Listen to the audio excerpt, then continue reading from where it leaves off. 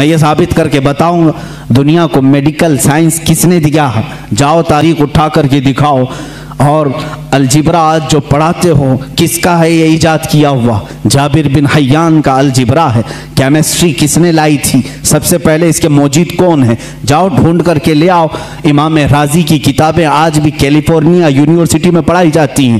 بچوں کے امراض کے متعلق سب سے پہلے لکھی جانے والی کتاب ایک عالم دین کی تھی، امام رازی کی تھی۔ ابو علی سینا کے لکھی ہوئے علم طب کی کتابیں آج بھی موجود ہیں۔ یہ وہ غلامان رسول ہیں جو رسول کریم صلی اللہ تعالیٰ علیہ وسلم کے دین سے وابستہ تھے، اور دنیا میں انہوں نے سائنس کا، میڈیکل کا، حساب کا لوہا منوا کر کے رکھا ہے۔ یہ اور بات ہے کہ ہم قسم پرسی کے عالم میں ہیں۔ آج کے زمانے میں مولوی حضرات سب چھوڑ کر مصلی پر آ گئے ہیں، اس کی وجہ سے تمہیں شک ہو رہا ہے۔ انشاءاللہ امید رکھو، امید رکھو، اللہ رب العزت پھر سے کوئی ایسا مجدد پیدا کرے گا جو تمہیں بتائے گا کہ علم دین ہو یا جس کو تم علم دنیا کہتے ہو، یہ در حقیقت محبت رسول اور میرے آقا صلی اللہ تعالیٰ علیہ وسلم کے غلاموں کو صدقے میں دیا جاتا ہے۔ یہ اعلیٰ حضرت خود فرماتے ہیں، شروع میں مجھے منطق کی کتابوں سے شغف تھا۔ شرح چغمینی بڑی مشہور کتاب اس زمانے کی، ہم تو پڑھے نہیں میاں، ہم تو منطق کی کتابیں جو آج درس نظامیہ میں پڑھائی جاتی ہیں وہ ملا حسن حمداللہ تک یہاں پر ہائیسٹ سمجھا جاتا ہے۔ شرح چغمینی یہ پہلے کتاب ہوتی تھی، بڑے بڑے علماء نے پڑھا۔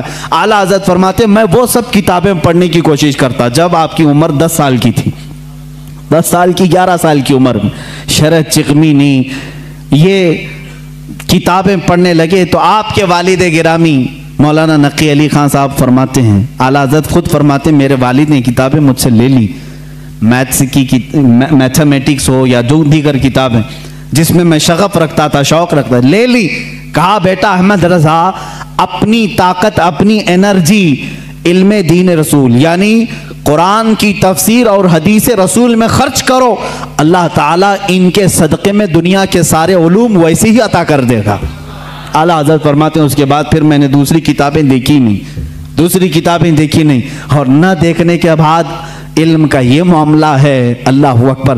مولانا سید سلیمان اشرف بھاگلپوری رحمۃ اللہ تعالیٰ علیہ اعلیٰ حضرت رضی اللہ تعالیٰ عنہ کے شاگرد بھی ہیں، مسلم یونیورسٹی علی گڑھ میں دینیات کے پروفیسر بھی تھے، وہ خود اس بات کو بیان کرتے ہیں۔ ان کے یہاں ایک سر ضیاء الدین صاحب تھے، وہ بڑے میتھس کے ماہر تھے، وہ باتوں میں ہر چیز میں حساب کتاب کی باتیں کرتے ہیں۔ حساب سے آج ویسی بھی جی چراتے ہیں سارے لوگ، اکثر کے بیک جو پیپر جاتے ہوں گے وہ میتھس کے ہی ہوتے ہیں۔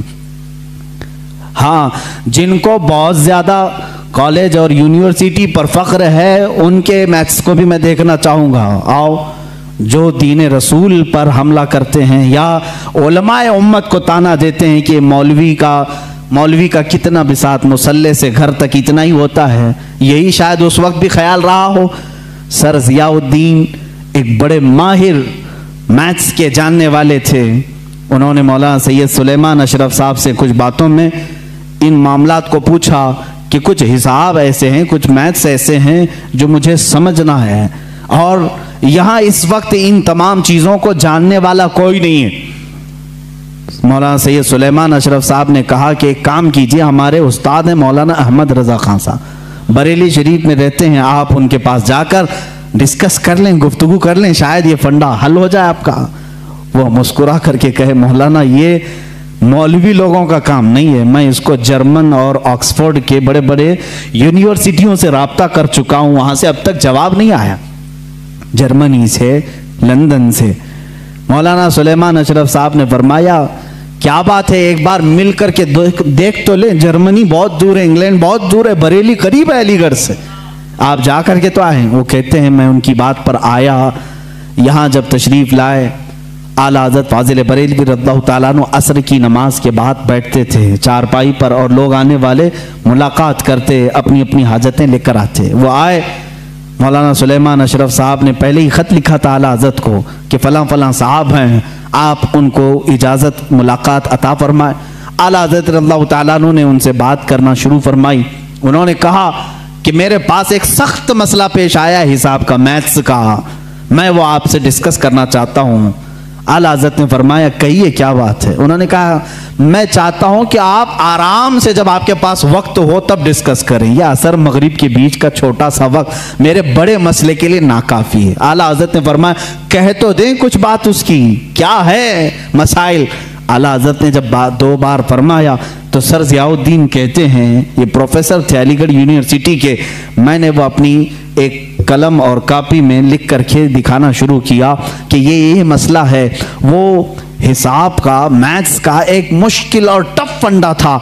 आला हज़रत रज़ियल्लाहु ताला मुस्कुराए और 4 जुमलों में जवाब इनायत फरमाया और लिख करके फरमाया, सर ज़ियाउद्दीन कहते हैं मैं वो देखता रह गया यहाँ तक कि मगरिब की अजान हो गई, आला हज़रत नमाज के लिए चले भी गए और मैं उसी में उलझ करके रह गया। मुझे जो बरसों से मामला समझ में नहीं आया वो एक मौलाना के पास 10 मिनट में कैसे समझ में आया। सर ज़ियाउद्दीन कहते हैं वापस अलीगढ़ आकर के उन्होंने दाढ़ी शरीफ भी रखी और सैयद सुलेमान अशरफ साहब से कहा, मौलाना अब तक मैं मौलवियों को हल्का समझता था, मगर मौलाना अहमद रज़ा खान से मिलने के बाद यकीन हो गया कि जो आशिक़ रसूल होता है अल्लाह उसको दीनी सदक़े में तमाम उलूम अता फरमा देता है।